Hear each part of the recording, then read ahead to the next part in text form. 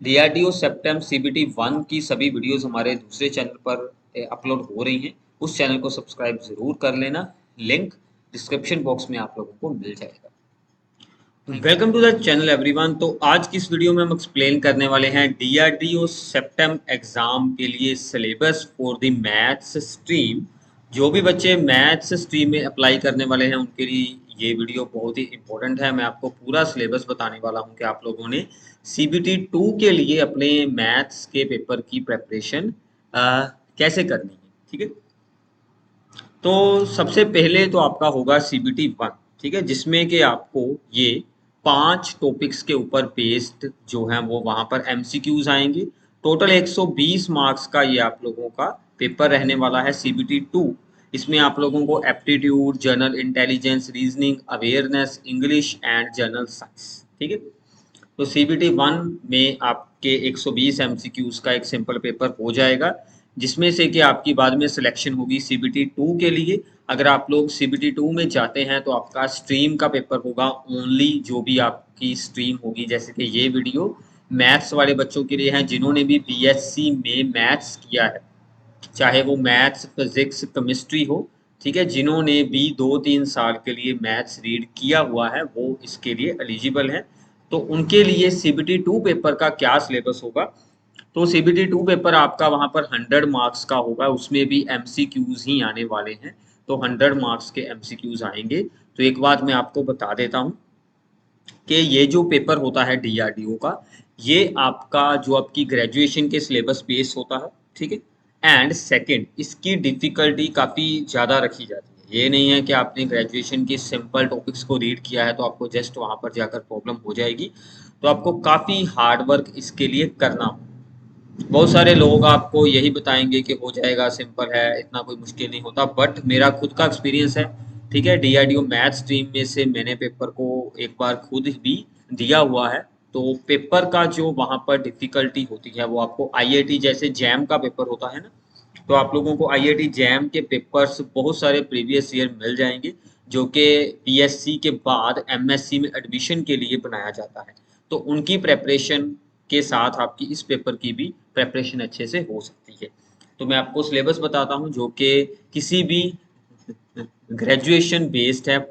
ठीक है, सिलेबस तो डीआरडीओ तो ऑफिशियली आपको कोई भी सिलेबस नहीं बताएगा। ये हमने ग्रेजुएशन में जितने भी टॉपिक्स हो सकते हैं या जो भी उसके साथ एक्स्ट्रा टॉपिक्स आपके हो सकते हैं वो सब कुछ हमने इस सिलेबस में इंक्लूड किए हैं, वो आपको अब हम एक्सप्लेन करते हैं। तो सबसे पहले आ जाता है यहाँ पर अलजबरा का सेक्शन। ठीक है, तो अलजबरा के सेक्शन में है वो आप लोगों को यहाँ पर जैसे कि यहाँ पर रो रैंक वगैरह होते हैं, मैट्रिक्स के रैंक्स हो गए, वो सब कुछ यहाँ पर आएगा। फिर इसमें आप लोगों को यहाँ पर आइगन वैल्यूज, आइगन वेक्टर्स वगैरह सब कुछ आ जाएंगी। ठीक है, क्वाड्रेटिक फॉर्म्स आ जाएंगी। इसके बाद relation between roots and coefficients आ जाएंगे। ठीक है, एंड इक्वेशंस को सोल्विंग के लिए कुछ मेथड्स होते हैं, जैसे कि Descartes' rule of sign, Newton's method for, ठीक है, and solution of the cubic equation by the Cardan method होता है। ऐसे बहुत सारे अलग अलग मेथड्स होते हैं। ये सभी मेथड्स आप लोगों ने सीखने हैं अच्छे से। ठीक है, तो ये आपका अलजबरा हो जाएगा। सबसे पहले सिंपल अलजबरा जो होता है, फिर आएगा यहाँ पर कैलकुलस एंड ट्रिग्नोमेट्री। इसमें आपको real number system and its property, LUB, GLB वगैरह आ जाएंगी ऑफ द सेट्स।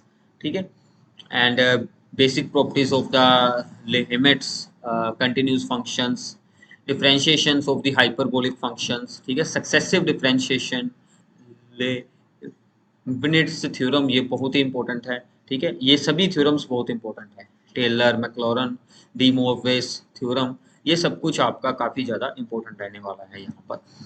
तो अब देखिए, ग्रेजुएशन में अगर आप लोगों ने मैथ्स को रीड किया है तो आपको थोड़ी सी अंडरस्टैंडिंग होगी। एक मैथ्स ऐसा होता है जो ज़्यादातर थ्योरी बेस्ड रहता है, एक होता है थोड़ा सा अप्लाइड। अब आपने देखना है कि आपका अप्लाइड अच्छा है या फिर थ्योरी बेस्ड अच्छा है। जो आपका अच्छा है उसमें आपका जो वो आपका स्कोरिंग पार्ट बन सकता है।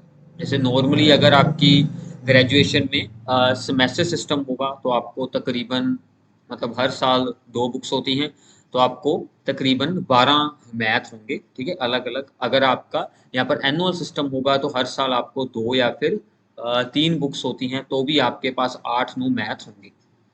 तो आपने उनमें से पहले ये सिलेक्ट कर लेना है कि ये 4-5 मेरे स्ट्रॉन्ग हैं, उन्हीं को अच्छे से स्ट्रॉन्ग कर लें पहले। ठीक है, क्योंकि ये पेपर है जो अगर 100 मार्क्स का है तो आपकी अगर 60-70 तक आ जाते हैं तो सिलेक्शन के चांस हो सकते हैं। ठीक है, तो आप लोगों ने क्या करना है, बट सिलेबस कंप्लीट जरूर करना है। जो 6-7 मैथ है उनको कंप्लीट कर ले अच्छे से पूरा स्ट्रॉन्ग, और जो बाकी के 4-5 हैं उनका एक बार आपने सिलेबस गो थ्रू कर लेना कि अगर उनमें से कोई इजी एमसीक्यू आ गया, किसी थ्योरम पर बेस्ड आ गया तो आपका इजीली हो जाएगा। ठीक है, छोड़ना कुछ भी नहीं।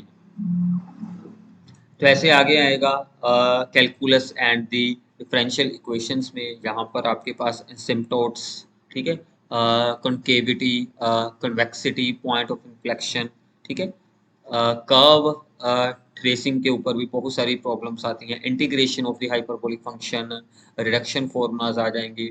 ठीक है, तो ऐसे यहाँ पर linear differential equations with the constant variable का सॉल्यूशन के बारे में प्रॉब्लम्स आ सकती हैं। बाद में ये भी 2 टॉपिक से ज़रूर कर लेना, Fourier transformation and Laplace transformation, ये भी बहुत इंपॉर्टेंट है।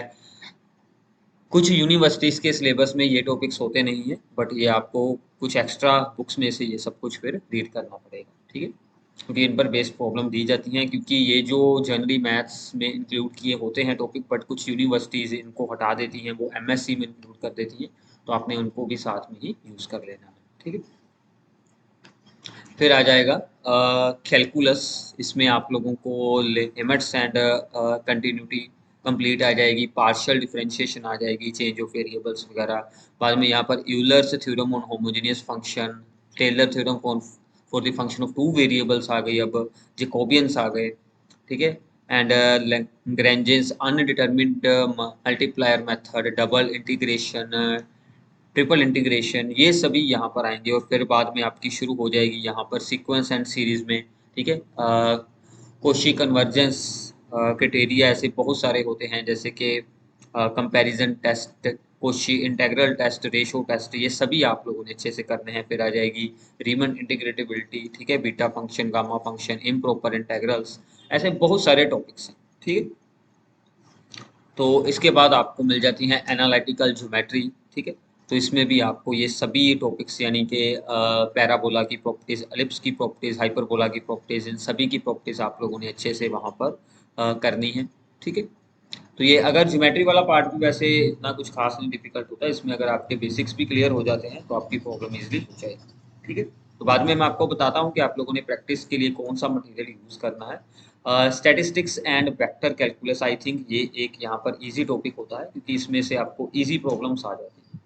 तो इसमें पहले आप लोगों ने ये पूरी कर लेनी है स्टैटिस्टिक्स, जो कि थोड़ी बहुत फिजिक्स के साथ रिलेटेड होती है, जैसे कि हेमिस थ्योरम हो गई। ठीक है, एंड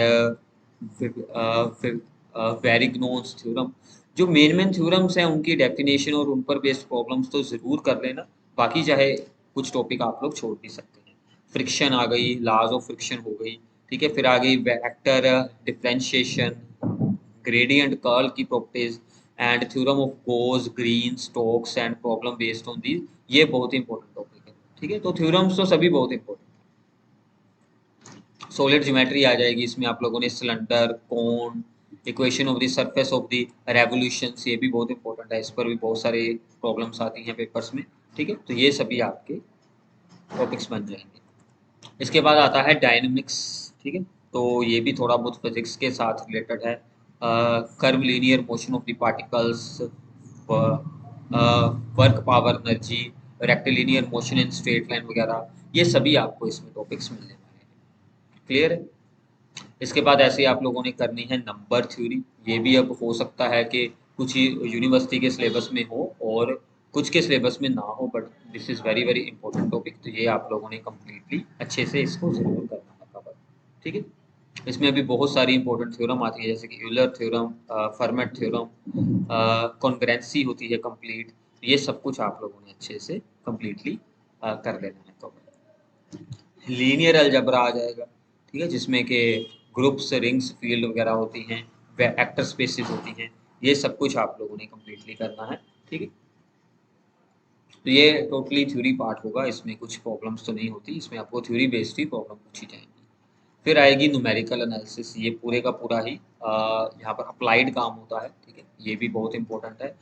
ये भी एक स्कोरिंग पोर्शन बन जाता है, क्योंकि इसमें थ्योरी ज़्यादा नहीं है, इसमें ज़्यादातर आपका काम अप्लाइड चलेगा, तो ये भी आपका यहाँ पर एक स्कोरिंग पोर्शन बन जाएगा, ठीक है। तो फिर आएगी यहाँ पर कॉम्प्लेक्स एनालिसिस, तो ये भी कुछ यूनिवर्सिटीज़ के सिलेबस में होता है, अगर ना है तो आप इसकी एक्स्ट्रा बुक बाय कर कर वहाँ से कर लें, ये भी एक स्कोरिंग पोर्शन बन जाता है, ठीक है। कॉम्प्लेक्स एनालिसिस भी एक स्कोरिंग पार्ट बन जाएगा आपके लिए। तो ये था आपके लिए सिलेबस। अब इसकी प्रैक्टिस के लिए आप लोगों ने आईआईटी जैम के प्रीवियस ईयर पेपर्स को सोल्व करना है, that are very very useful, और उसमें भी आपको डीआरडीओ के पेपर जैसी डिफिकल्ट प्रॉब्लम्स मिल जाएंगी, क्योंकि डीआरडीओ के जो प्रीवियस ईयर पेपर्स आपको कहीं नहीं मिलने वाले, तो उसके लिए आप लोग आईआईटी जैम मैथ्स के पेपर्स को यूज़ कर लें, वो आपके लिए काफ़ी अच्छे रहेंगे। अगर उससे भी आप लोग एडवांस जाना चाहते हैं तो आप लोग गेट के पेपर्स को भी यूज़ कर सकते हैं, जो सिलेबस आपका बीएससी पर बेस्ड है, उस वो वाली वहाँ से प्रॉब्लम्स आप लोग सोल्व कर लें। तो गेट के पेपर बाद में करना, पहले आईआईटी जैम के करना। तो ये कुछ बुक्स हैं जो आप लोग इसके लिए यूज़ कर सकते हैं, ठीक है। इन सभी बुक्स के लिंक्स आप लोगों को नीचे डिस्क्रिप्शन बॉक्स में मिल जाएंगे, और ये बुक्स में से आपकी प्रीवियस ईयर प्रॉब्लम्स हो जाएगी, और ये कुछ बुक्स हैं जिसमें से आपकी ऑल मतलब ओवरऑल मैथ्स की रिवीजन हो जाएगी, ठीक है। तो आई होप कि आप लोगों को ये वीडियो पसंद आई होगी, आपका सिलेबस क्लियर हो गया होगा। तो ये बुक्स भी आप लोग एक बार ज़रूर चेक करें, अगर आपको ज़रूरत है तो आप लोग नीचे डिस्क्रिप्शन में से ओपन कर कर इनको ऑनलाइन खरीद सकते हैं अमेजोन से, ठीक है। So thanks for watching this video, channel को सब्सक्राइब कर देना और हमारे चैनल के साथ जुड़े रहिएगा।